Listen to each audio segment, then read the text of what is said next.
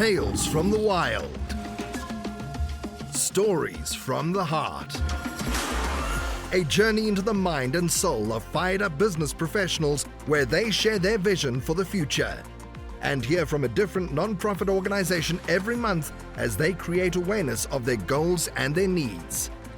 Dive into a world of untamed passion as we join our host, Shireen for this month's episode of Friends from Wild Places.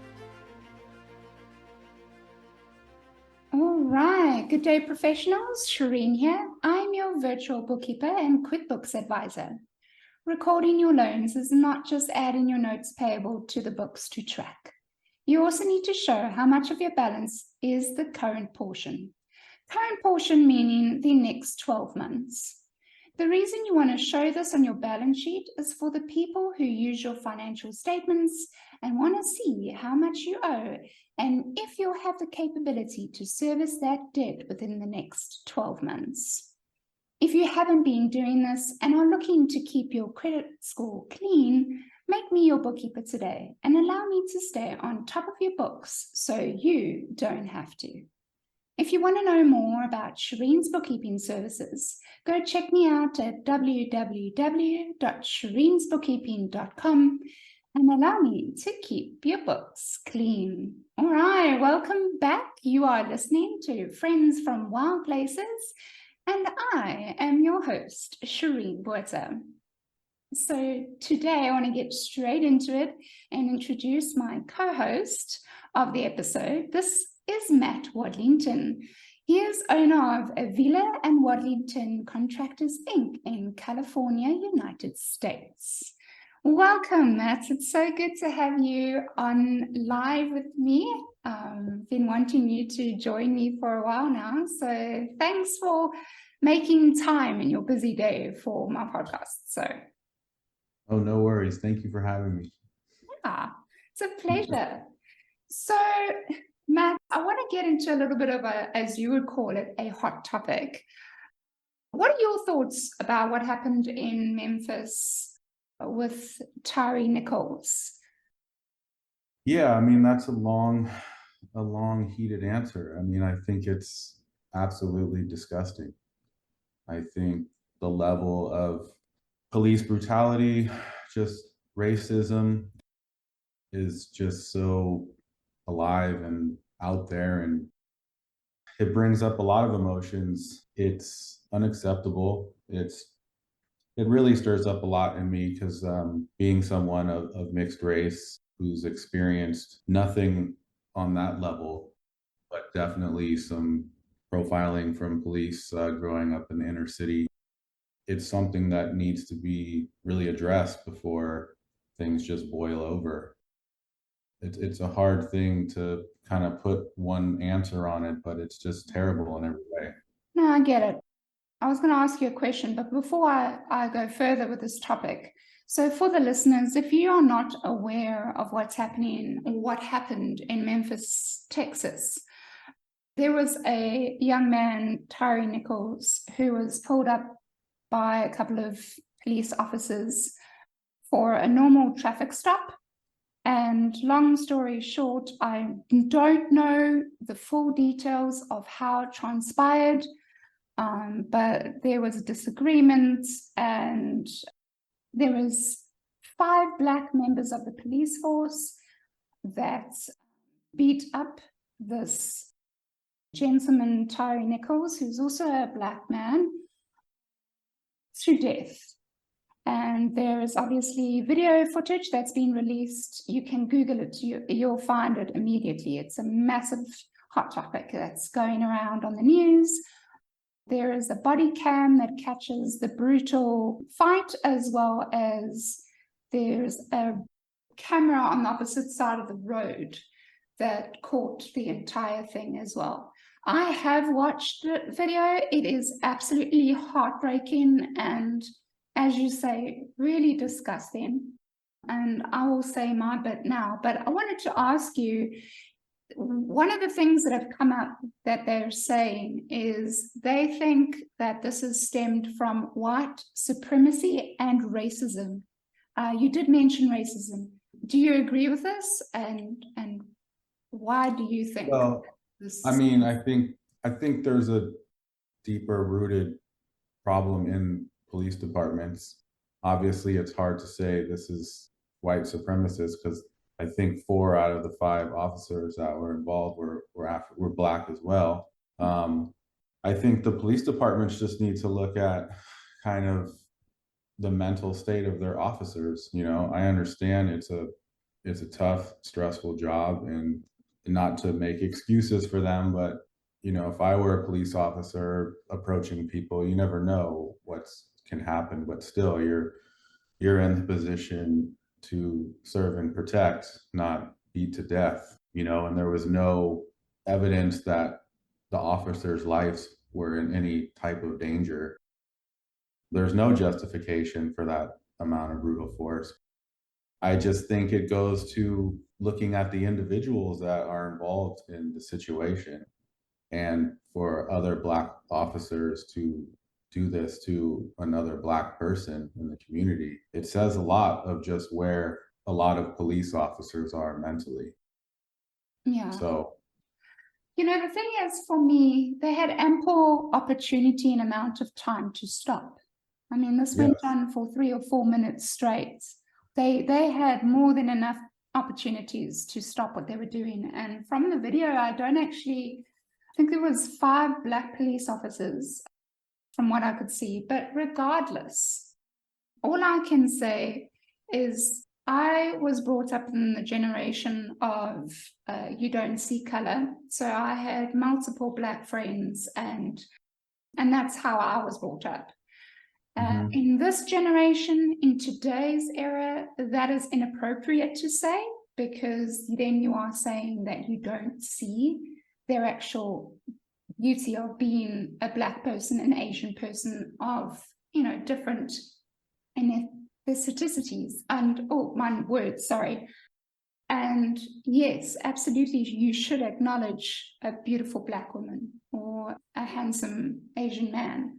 But regardless of your color, regardless of what you look like, this was wrong in every way, shape, form, point of view, culture. It doesn't matter in what direction you come from. This did not have to happen. It really didn't.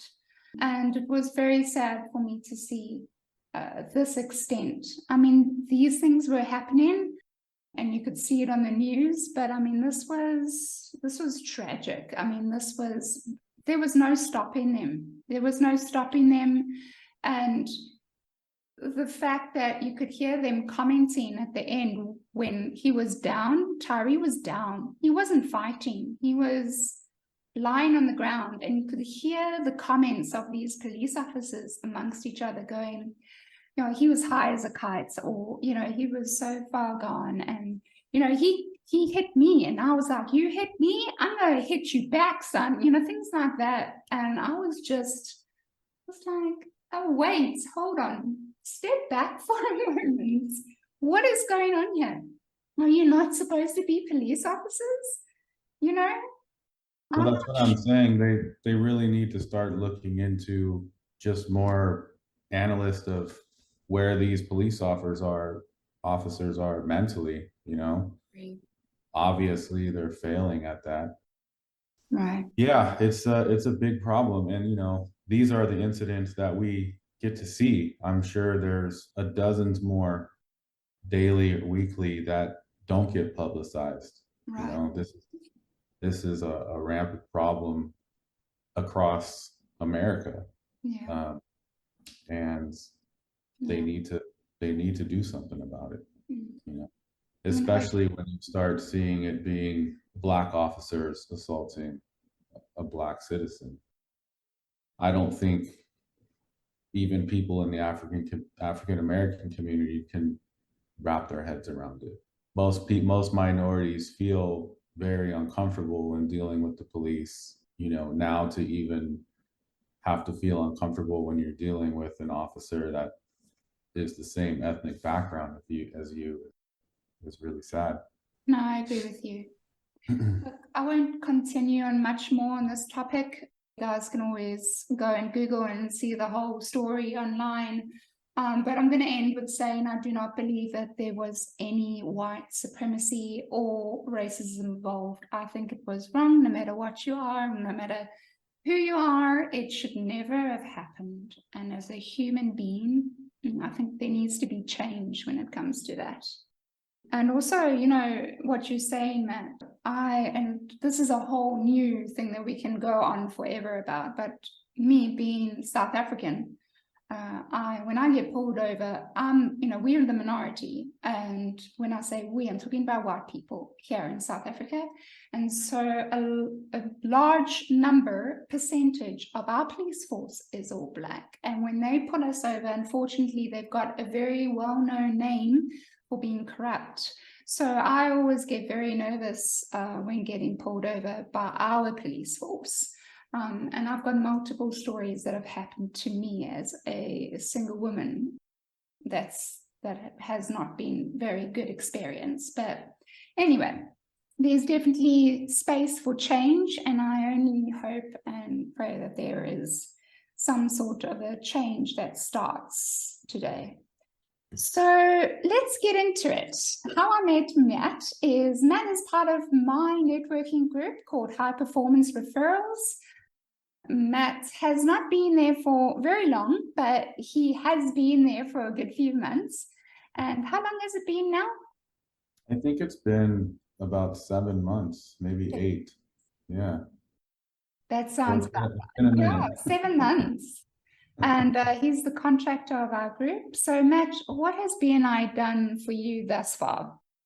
A lot of things. It's introduced me to a lot of people that I, obviously wouldn't have met otherwise. One being yourself in South Africa.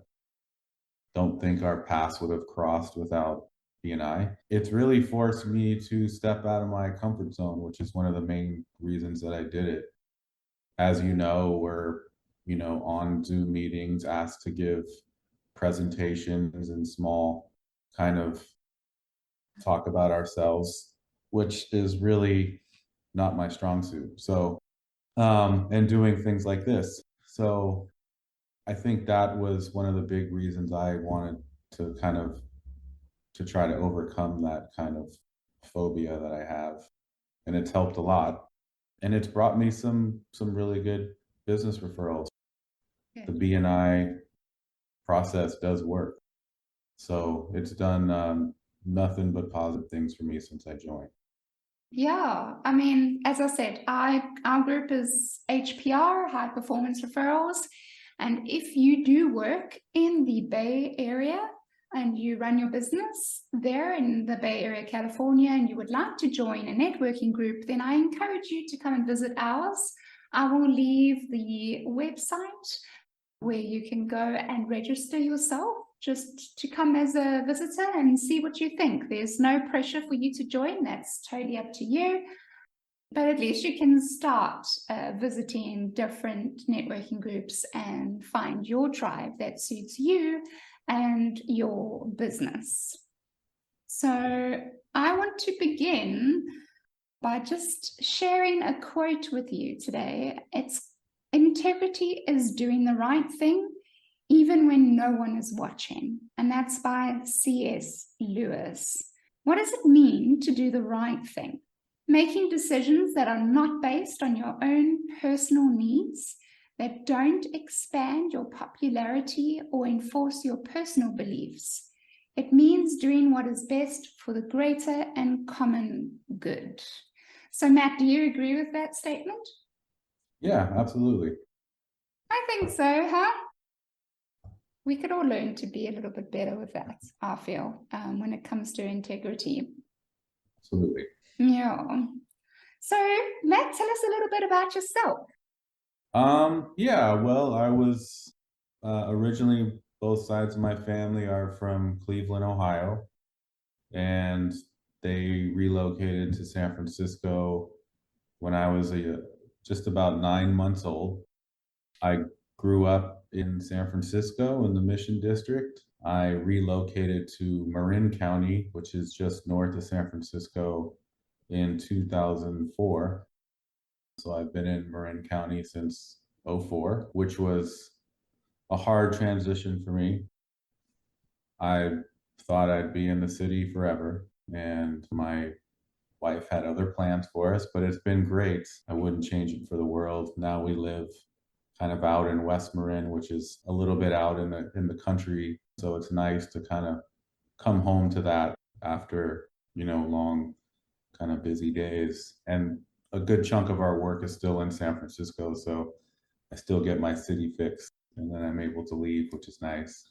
But yeah, and then I got into construction right around that time. I had always kind of dabbled in it, summer jobs growing up, and then decided to get into it full time, kind of on a whim.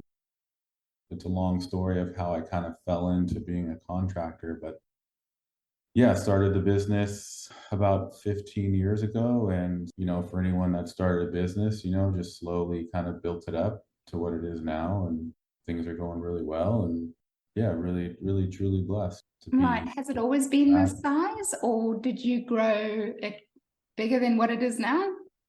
Yeah, it started off with dreams of conquering the world, right? Like Right. we're gonna take this thing to the moon. And here in the Bay Area, I was fortunate to get in with a good group of people and had a really good network of clients, and the company just was growing really fast. And from having just 2 employees, kind of when I first started, within like 4 years, we were up to almost 40 employees. I realized pretty quickly that that's not really what I wanted. Yeah, it started to just really wear on my health, all the stress. It started triggering some anxiety stuff. Right. That was really difficult to manage through. I was going through a really hard time with like severe panic attacks, waking up in the middle of the night, thinking I'm having a heart attack, having to go to the hospital. And, this was when I was in my mid 30s. My wife, God bless her, was just like, this isn't really worth it. So let's start thinking of how we can, start scaling this back to get it to something that's just a little more manageable. And, it's all about quality of life. So Exactly. I slowly just started dwindling it down and started focusing more on, my health. And it was interesting that kind of as I started kind of scaling it back and just relieving some of that stress, that the anxiety almost went away. Not right away, but it definitely helped. So now we're down to about 12 employees, and it's kind of our sweet spot. And move through all that anxiety stuff. I think it was definitely connected to just the stress of the workload I was managing and the people, and just it's being a contractor is noted as being one of the most stressful jobs you can have. So yeah, that took a few years to kind of move through that and wrap things up that we were committed to before we could start scaling it back. But yeah, life's a journey. You you have these dreams of what that looks like, from seeing it, from the outside. And sometimes once you start living it yourself, you realize that, wow, this is a lot different than what I thought it would be. So Would you consider that your biggest challenge that you had owning a business of your own? yeah, it was just, getting to a point of saying no, and kind of knowing what I wanted, and just kind of reevaluating, what was important to me. And it was killing me, and probably would have killed me if I kept on that same route. I've had a handful of contractors around my same age that have had strokes. I've had, stuff like that from the stress. So yeah, I'd say that was one of my biggest challenges, was just managing the growth and figuring out, what worked for me and what didn't. And what worked for my family as well, Absolutely. Yeah. during that time I was pulled away a lot for work, then dealing with all the health stuff when I was home, it just wasn't, it was a lot of stress for them as well. So, but yeah, there's a lot of challenges, but I would say that was a big one for sure. Absolutely. What are some of the ways that helped you manage your anxiety? Did you go to the doctor? Were you on some Yeah, medication just to assist you, or? I went to the doctor, and of course, their first thing is, here, we'll take this, and Exactly. um, I forget exactly what it was, but I think I took it once or twice, and it was almost worse than the anxiety. I mean, it just kind of zonks you out. You kind of are just a zombie. So the main thing that helped me was I started going to talk to a therapist in Mill Valley. I come from a very stoic Midwest kind of family where you don't talk about, you kind of buckle down and just deal with it, and Yeah, that was putting a lot of stress on me mentally, and so my body started to fight back, and talking to someone about it helped a lot. And during that process of building my business, I kind of lost all the things that I would do for myself. right. So I used to be very active in sports and fitness and outdoors, and over the 8-year process of building the business, I wasn't doing any of that. Yeah. I was working, and then I'd come home, and then I'd work. It was just work and home and work and home, and that was it. Mhm. And through the process of trying to battle the anxiety, I just started doing a lot more of that stuff that I stopped doing. I started exercising again through CrossFit. I started mountain biking and fishing again, and making a point to go do things with the family. And it helped tremendously. I mean, within a year, my anxiety was almost gone. So just kind of lost myself in the hustle and the grind of, trying to be what I had always envisioned of what would be, of being successful. Right. And started paying the price of chasing my own success, and just kind of had a reality check and had to scale it back a little bit. So it was a huge learning experience, and really made me appreciate, the things that I have a lot more, so. Absolutely. Yeah. That's awesome, Matt. Thank you for sharing that with us. If you could tell us, what was a lesson you learned that if you got to do it over again, would do it differently? Wow. I would have, that's a tough one. I would have just taken it slow, I guess. I was, I would have just taken it slow. I would have taken more time to enjoy things instead of just chasing all the time. Life moves fast enough already. And when you're in that mode, it just seemed to move even faster. And, as you get older, you just start appreciating, getting to a point where you can slow life down a little bit. So Yeah.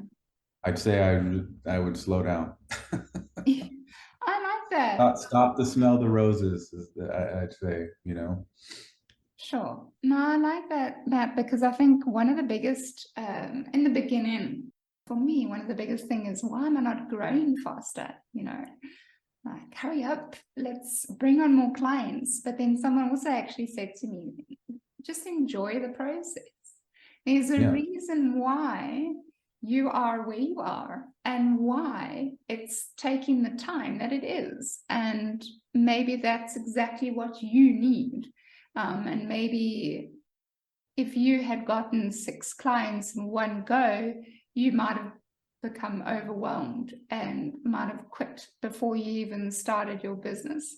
And that made me think, and I thought, well, actually, maybe, yeah, because I am also a person that suffers a lot with anxiety and depression. And I suppose, even my first few clients that I got, it was spaced out. And I'm kind of grateful for that, because I could give each client really focused attention that I think if they came at the same time, I would have been like trying to juggle them both and give them the best service, personalized service that I could. So you are so right about that. Well, be careful what you wish for, right? That's what they say. So yeah, exactly. I like that. Yeah. So I want to introduce the non-profit of the episode today before we continue, because I do have a few more questions, but let's allow Kathie to enter the room. Kathie, can you hear us? Hello, welcome. Everyone that's listening, this is Kathie Kreh. She is president and founder of African Orphan Educational Foundation, Inc. in Florida, United States. So it's so good to have you here with us today, Kathie. So thank you for taking the time to join us. And thank you so much for having us. Absolutely, it's my pleasure. So I was just asking a few questions to Matt, and I will continue doing that now. I just wanted to begin the second half with a little bit of a segue into the platform that I use for my podcast. And before I even begin, I want to just share the reason why I started this podcast was to share stories from other business owners and to bring support for young entrepreneurs all over the world. When business owners start out, we have such a fire in our hearts and excitement to start our own businesses. But when things get tough, I want us to know that we are not alone. I feature nonprofits every month to try and make a difference or give a helpline to someone in need. Are you looking for a new marketing channel? Or do you have a message you want to share with the world? Or maybe you just think it'll be fun to have your own talk show. Podcasting is an easy, inexpensive, and fun way to expand your reach online. To start your own podcast and get a $20 Amazon gift card, follow the link in the show notes. This lets Buzzsprout know we sent you and helps support my show. I can't do it alone, and I do need your help. So there is another way that you can support my show, and that's by subscribing to the podcast on buzzsprout.com. It does help me continue my work. So when you have 2 minutes of your time, go on to buzzsprout.com, find my podcast, Friends from Workplaces, and subscribe. It'll really help me. Buzzsprouts, let's create something great together. So yes, thank you, Kathie. Before we begin on some of the questions that I want to ask both of you, I want to find out a little bit about the events leading up to you joining African, I'm going to call it AOE, because it's quite a mouthful to keep on saying African Orphan Educational Foundation. So please. Indeed, it is. Indeed, it is. You did such a good job. And yes, we do abbreviate it as AOE or AOEF because it is a mouthful. So thank you for doing such a good job and getting it right. Not everybody does. Yes, I founded the organization about 3.5 years ago. And that was after doing some mission work with a local mission here to Uganda. And I worked with them for about 10 years. They were primarily a medical mission, and I had no medical training, but I was attending a church at that point, and God just kept pushing me and saying, just raise your hand and say, I'll go. Nice. Because it's biblical. So I did. And that was the beginning of what is now a 15-year journey into helping kids in Africa get an education, because 98 million of them don't. Wow, that's a very large number. Sure. So Kathie, have you always been in the nonprofit industry, or, did you start out working in a different business before this? I was so far from mission work. In fact, I never envisioned this for myself. I was in the television advertising and broadcasting field. I worked for a Fox station for 20 years as a sales manager. I worked for an ABC station, a CBS station, an NBC station, both in Florida and North Carolina, and both West Palm Beach and Orlando. So I was used to hustle and bustle and making budgets and bringing in the revenue. And it was great fun, met a lot of great people. And I started a faith journey at about age 40. And by 50, my feet were in Africa. Wow. What did you think of Africa, if I may ask? What was your Well, oh my goodness. All I can say to your listeners is if you've ever had the smallest hankering to just taste Africa, please go. Don't wait. Don't say someday. Put a date on it. Put a date on it and say 2023 or 2024 and go. You will never look back. Once Africa gets her hooks in you, you will, it's a very, very special place. Let's just put it that way. It's so special. And everyone I know who's gone there has had an attachment to the continent and to the people. Nice. Oh, that makes my heart very happy to hear that. So what does African orphanage education do for the community? And what makes them different? It's very simple. We, having realized that the children don't get to attend school, realized what the consequences of that are when they become teenagers and young adults. Without an education, their opportunities and their options just disappear. They don't have any options other than the same that maybe their parents and their grandparents have. And yet the talent in these kids, the visions in their heads are like any other kid. So we just want to see their dreams come alive, to be quite honest, and knew that for a very small nominal fee, we could help pay their tuition, their school supplies, their shoes, their uniforms. And that's from kindergarten all the way through college. So we have children who are just starting in P1 or P2, which is elementary school. We have high school students. We currently have, we had 4 graduate from the Nile Vocational Institute in 2021. And we now have a young lady who is doing paramedic and EMT training in Kenya. So it runs the gamut. It's all over the board. And we do have partners on the ground who are our partners who we have vetted and worked with for quite a number of years, who are the ones who are identifying the children as the neediest in their community and kind of lining them up for us as the ones who need help most now. So we are helping to underwrite, identify sponsors who will carry their educational burden. And we do have many of these children and youth who have been in our program or our partners program all the way from kindergarten through college. That's awesome. And the reason why I ask is, how are you different? And Matt, please chime in if you have any questions for Kathie. Just, butt in. I absolutely don't mind. But so just so you know, I sponsor a little guy in Africa called Vitor through compassion.com. And so every month I give something, and they normally cover the food, the education, whatever the kid needs, whether it be books, clothes, or, whatever. But because for the listeners, if anyone doesn't know, compassion.com is quite a large company. Matt, have you heard of them? I haven't, no.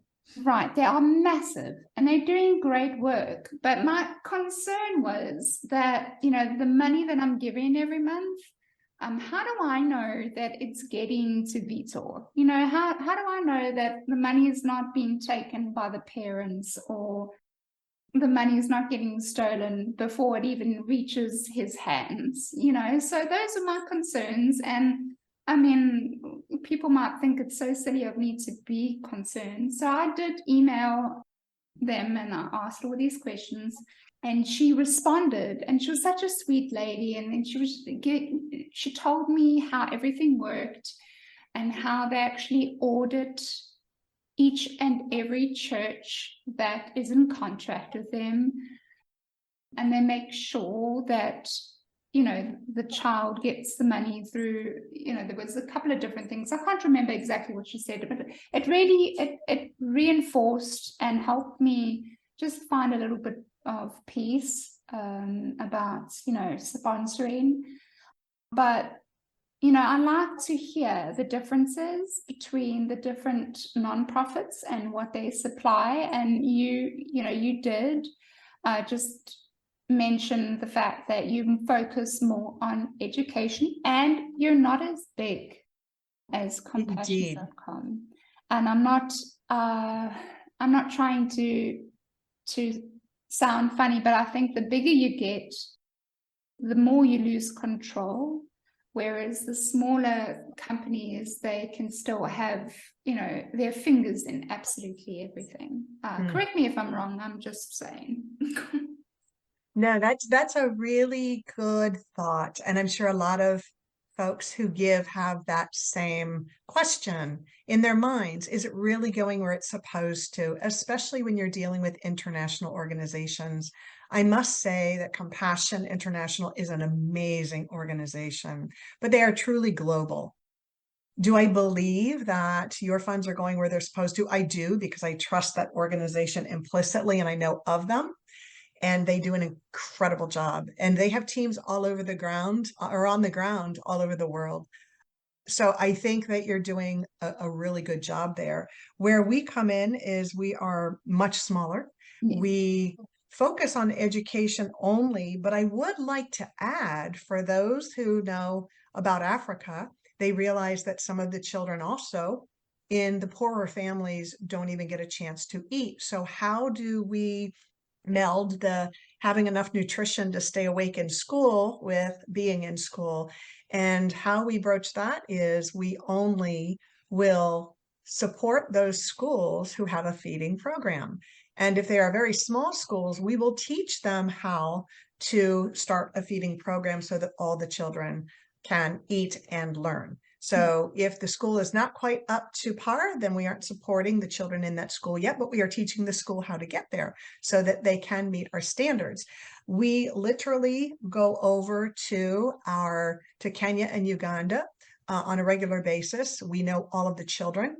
We know all of the staff members. We know the driver. We know the executive director. We know the mentors. We know each of these children personally by name. And we do have our sponsors write notes to them, and we share pictures back and forth. And when we're there, we literally will bring the sponsor's handwritten note to the child and take a picture next to the child holding the note saying, here we are next to your child with your note. And that's how we're different. The other thing, Shireen, and thank you for asking, that makes us a little different is a lot of the larger international organizations do a great job getting donors in, people who have a heart to help these kids, because the need is vast. The need in Africa is vast. So they do a good job getting folks in. And generally speaking, very young child who's entering kindergarten or elementary school or primary school, as we call it there, will cost somewhere around $25, $35, $40 a month to cover everything they might need so they won't get kicked out of school. Now, bear in mind, you're not just paying for that student's needs, you're usually paying for 1/60th of the school's needs. So you don't just pay for their needs. The school, to stay open, usually will ask for 3 rolls of toilet paper per term and a broom and other things. So you are making sure that child does not get kicked out for any reason. So the only thing that happens on our end is a lot of people have a big heart and they support the children through primary school. And then guess what? Once they get into high school or secondary school or beyond, there's no one willing to pay double that amount to keep the children learning from primary school on. And it does almost double. So now you're talking $50, $60, $70 a month to get them all the way through the equivalent of high school and possibly skills training or college. So what we do is a little different. We don't say come in and help the young children. We say come in, support and follow a child. So it's a little bit different. And that's what keeps us smaller, is we don't want a large volume of children getting into primary school and not being able to get further. That's part of the issue. Wow. That's awesome.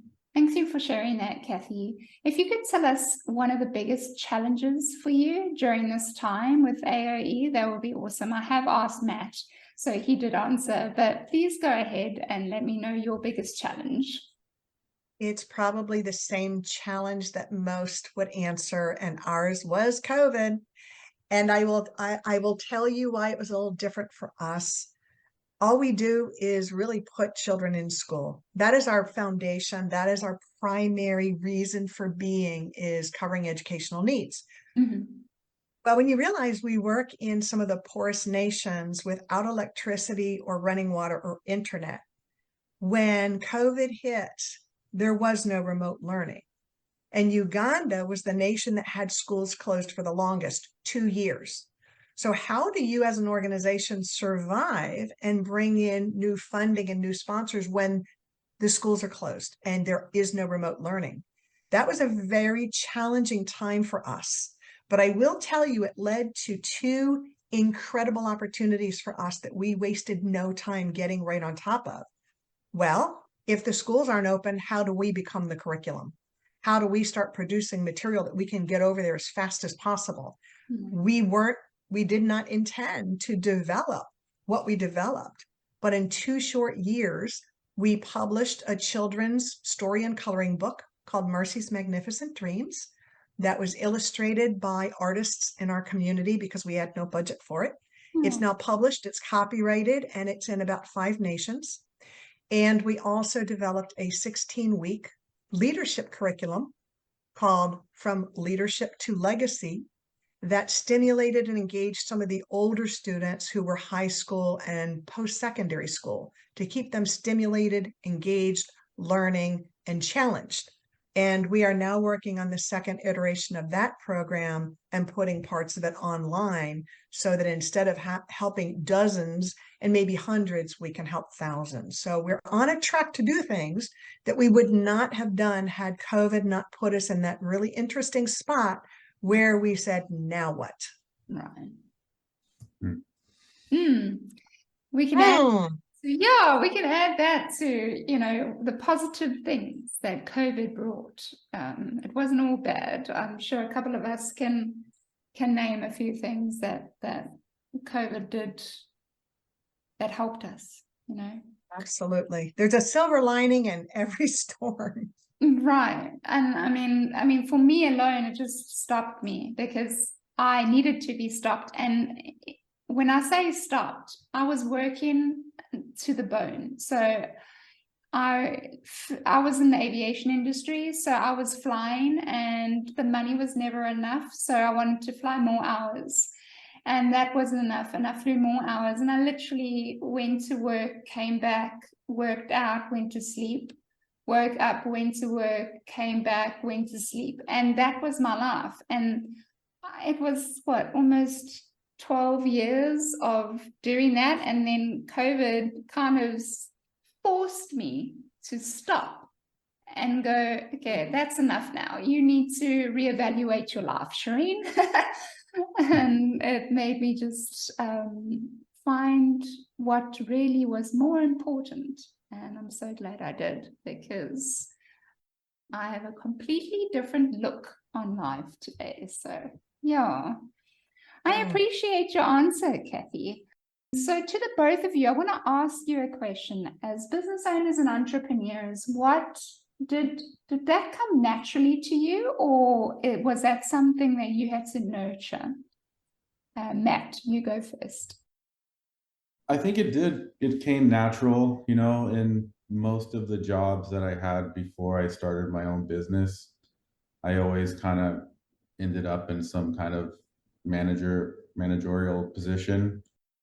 So I'd say it came pretty naturally. I always knew, growing up that I didn't want to work for someone else. I always kind of had an entrepreneurial kind of mindset. So yeah, I'd say it came pretty natural. I love that. I love that, because that's different to a lot of the people that have come into my show. I think you are just a small handful that have actually been honest and said, no, wait, it came naturally for me. I've always known that about myself. That's always what I would have done. It's completely the opposite to me. So I love hearing about that. And that's really cool. I take my hat off to you, Matt. I think that's really cool to be able to have that confidence. Is that it? Just that confidence to know, you know what? I'm made to do this. I'm good at doing this. And I really look up to that. And that's really cool. Yeah. What about yourself, Kathie? Well, I can't, in a certain way, I'll have to say it came naturally because even if you're working for corporate America, as we call it, I always had the sense that I wanted to be the best. That was really driven into me as a child. So I wanted to be the best at everything I touched. And someone else, of course, got the benefit of that, which is fine because I always felt that I was very well compensated and I really, really enjoyed what I did. Or I probably wouldn't have been able to put in all the hours like you're saying. Yeah. I lived it, I breathed it, I enjoyed it. And that's what I always have wanted to do in my life. So when the opportunity came to be able to switch gears, I didn't want to work for someone else. I wanted to try it on my own. I wanted to take my entrepreneurial bent and give it a go. Right. And because I knew of this need and also wanted to build a legacy, I figured, you know what? If money weren't an object and there were no other limitations or boundaries on me, what would I want to do for the rest of my life? And as Shireen knows, there's also a cancer diagnosis in here somewhere. So when cancer hits you square in the face and says, you may not be here, go live your life differently. What do you really want to do?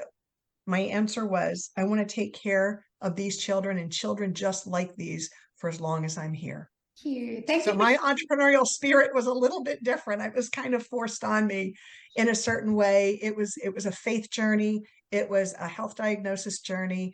And it was also a lot of things coming together at the same time where I really couldn't do any wrong. I knew how to run a program like this. I had training through the Other Mission Society. And I just realized that now's my time. Let's go do this. Let's go do some good while we can. Well, thank you for sharing that. And I didn't know how much you wanted to share. So thank you. It means a lot and it gets a personal touch to your story. I have asked Matt this already, but I asked him he kind of mentioned naturally on his own when he told me his story. But one of the questions that I think is important and people need to hear is being a business owner, an entrepreneur, you can get really, really busy and you can chase the empire that you're building and you kind of, like Matt was saying, lose what's important and you can start suffering with your health. And he was saying that one of the ways that he got back is he started doing the things that he loved again, which was cycling. What are some of the other things that you mentioned, Matt? Exercise, got CrossFit, mountain biking, just getting outdoors with the family, camping again, fishing. Just getting outside and slowing everything down. It's true. And it's true. And I ask people, what is it that you do to refill your tank? Because it is so important to refill that tank. And I know I've said, the listeners already know that I enjoy backpacking and getting outdoors. That's my way of breathing and taking time away from the business. So Kathie, what you're doing now, what is your ways to refill your tank? I agree with what both of you said. I think being out in nature and breathing fresh air is the best way to refill your tank because it's meant to be that way. The outdoors are meant to give us oxygen and to refill us and to renew us, not only physically with the breath and the air, but visually because it's life. There's life all around us and it's just teeming with all different colors and action. It's a beautiful way that we were set up to live in nature, with nature. But I will say for me, it's my faith because it restores me and also keeping an attitude of gratitude. And I think having done a lot of work in the villages where we have, I can't not be grateful. Right. I think of them every day. I know what they're going through. I have had quite a few moments of near paralysis, getting those phone calls or those WhatsApp messages. that nearly paralyze you, because I've never had to think about those things. Right. So I think just an attitude of gratitude and realizing that I am blessed beyond measure, that many of us are, and that I have a privilege of being able to give back in some small way. I love that. Yeah, I was going to ask. I could imagine doing what you do. It's probably can get quite emotional at times. I mean, just seeing what these people are challenged with. I mean, I could only imagine it must be a really emotional kind of process as well, I would think. That's a really interesting perspective, Matt. And I will tell you that the beautiful part about getting your emotions up in what you do is it makes you fight even harder, is that you have to focus despite all the emotions. It's almost like being a first responder and Right. putting aside what you see and knowing that there's an urgent situation that you and you alone need to tend to. And whether you know how to or not, it's yours. Right. Figure it out. So from being a business owner and an entrepreneur, you're put in situations you've never been in front of before, and either you will respond or you won't. And there's great growth in that. The emotions, it took a few years just to try to put those aside and realize that these are just people who have some needs. And that's why we do focus on education. We feel equipped to do that. I'm not equipped to do the medical, but we can certainly do education and make sure that there is a meal with that schooling. And we're doing quite a bit for these young people. So thank you. That was a really thoughtful perspective on, it can be tough. I'm sure. Yeah. Sure. It's those kind of jobs where they are really tough on the heart, they can also be very rewarding. So yeah, thank you for what you do, Kathie. And on that, please tell us how we can help you. Oh, I'm sorry, there was a little bit of a freeze in the audio. Was that question to me, Shireen? Yes, I was saying, since Wonderful. we're on the topic, can you tell us how we can help you? Thank you so much for that question. Absolutely. The best way is to just visit our website and learn a little bit more about why we are and what we do and how we do it specifically. And support is the best way. There are many ways for people to support us. Our website will be in the notes of the podcast, but it is www.africanorphanaeducation.org. So we took the AL off of that. We took the foundation off. We shortened it a little. It's africanorphanaeducation.org. Supporters can either support a student outright at any level, or they can become a dream launcher. And our dream launchers are recurring monthly donors at any level. The most common level is $20 per month, and that helps us more than you would know. Some people say, oh, I know it's not much. No, you don't know. It is much. And it goes a long, long way. And the American dollar does go a long way in the villages where we work, and we stretch and we stretch and we stretch that dollar as far as we can. And we know exactly where every dollar is going. So that's the other beautiful part, is we are on the ground. Our partners are on the ground. The African teams are on the ground, and they've all worked together. We've all worked together for 10 years. So every single person has been vetted, and they get report cards every month. That is awesome. I love that. So supporting us in any way, even just subscribing to our newsletter, it only comes out maybe 6 times a year because we put a lot of love and attention and pride into the newsletter. And can be a lot to keep up when you're doing a lot of other things as well. But I would say subscribing to the newsletter and hearing the stories of some of our students and some of our volunteers and what's going on over there. We give them high fives when they graduate, when they get their first job. And we also have a youth advisory council and a monthly call every month with 13 youth leaders from Africa that are doing amazing things. Right. That's awesome. After this podcast, I'm going to have a look and see further on how I can help you, because what you do is amazing work, and your stats that you gave us, it's true. We've got millions of children that need feeding, that are starving, that have had no education, no clothes. They sit at home because there's one parent and that one parent is working and they are left alone at home to fend for themselves. And so a lot of them having nothing, no education, no nothing. So I really, really, really have a heart for what you do, and I appreciate it. So I'm definitely going to have a look on how. Thank you. Yeah, no problem. Thank you so much. All right, so we have come to the part of the podcast where we're going to play a little bit of a game. It's called Would You Rather?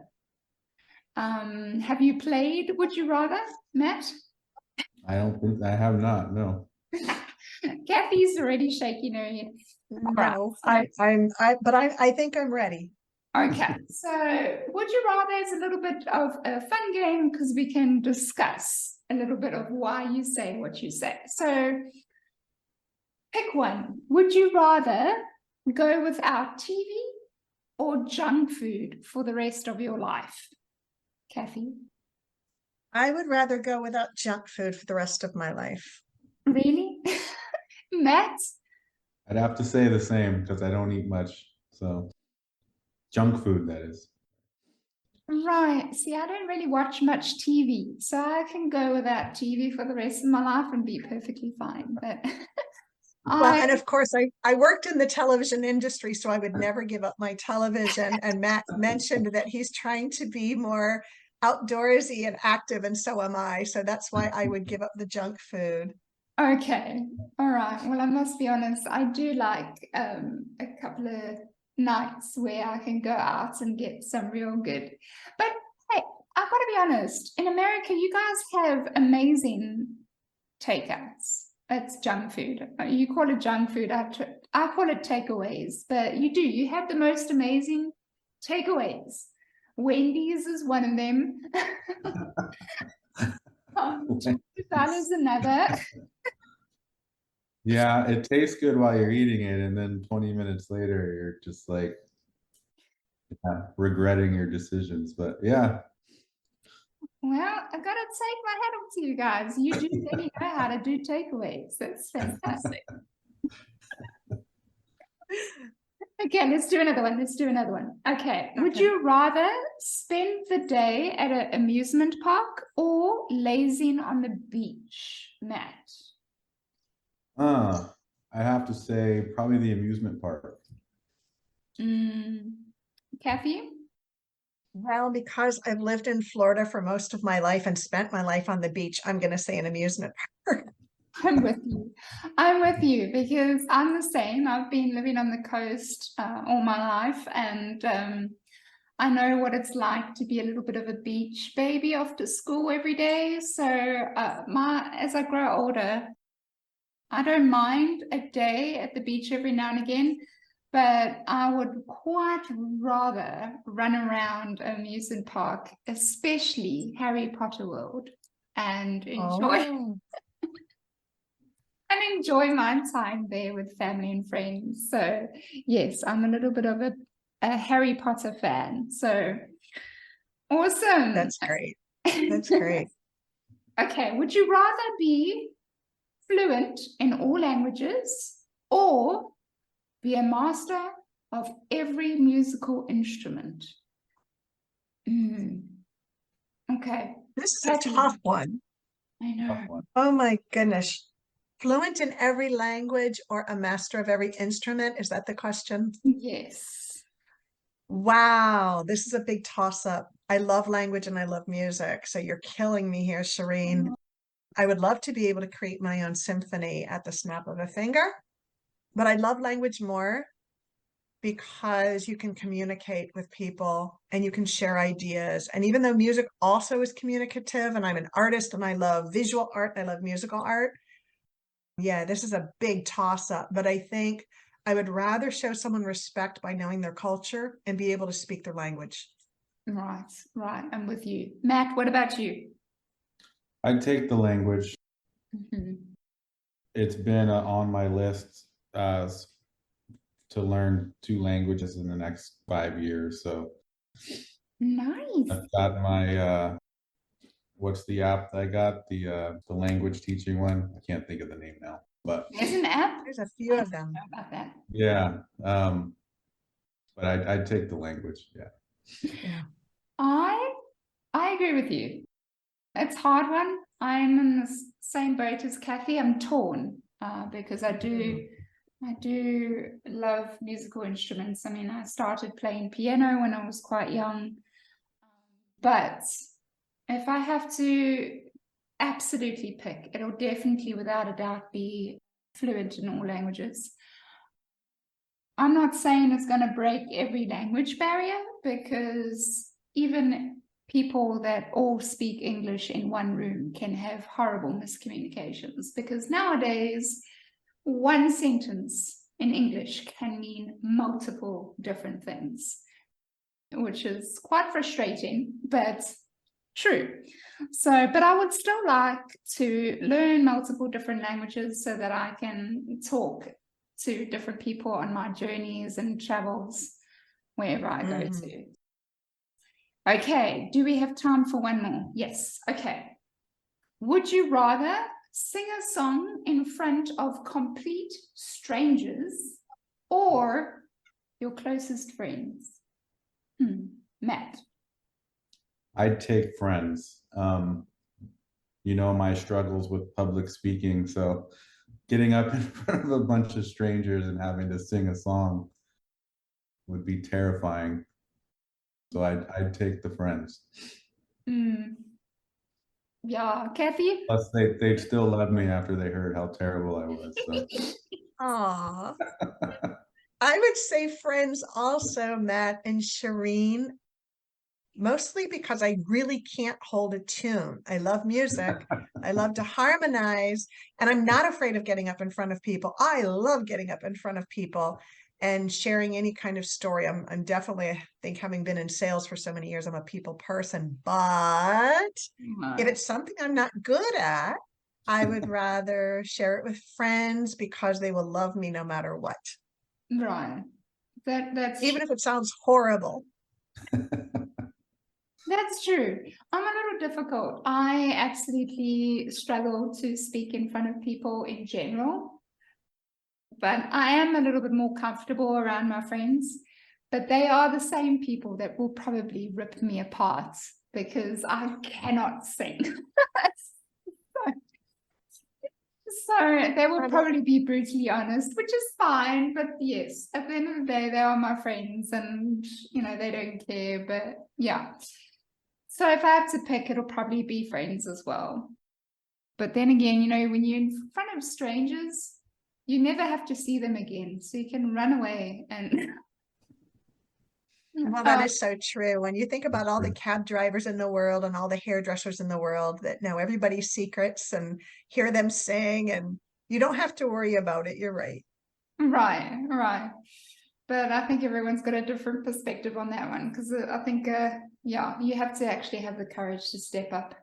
And I'm not very good with that. So, yeah. So thank you so much. It is that time when we're going to end the podcast, but I do want to first spend some time thanking both of you for being a part of the podcast. And also, as listeners, people make connections, and I know there might be some people that might have a connection with you and would like to have a little bit of a more one-to-one kind of a conversation. And if you're willing to do that, where can people find you?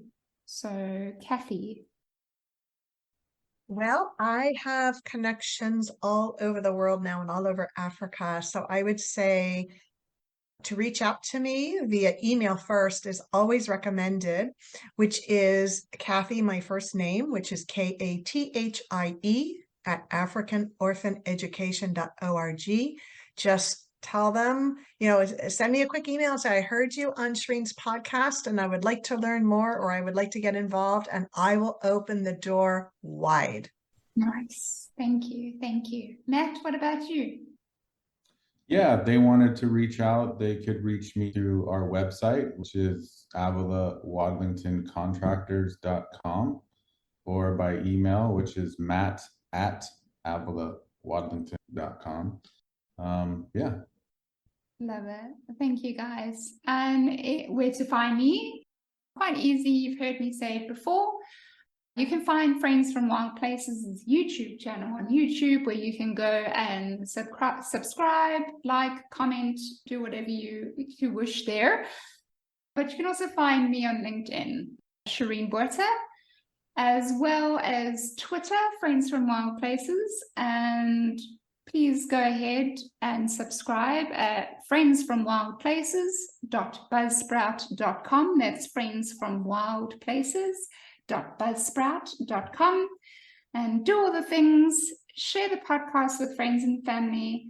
And if you are an Apple fan, then you can find me on iTunes, and do me a favor, leave a review. Tell me your honest opinion. I am ready for it. So in saying that, guys, thank you so much for listening, and we'll see you next time. And remember, you got this, and stay wild. Bye, guys. Thank you. You've been listening to Friends from Wild Places with Shireen Buerta. Be sure to subscribe to the podcast from the links to catch every episode and unleash your passion.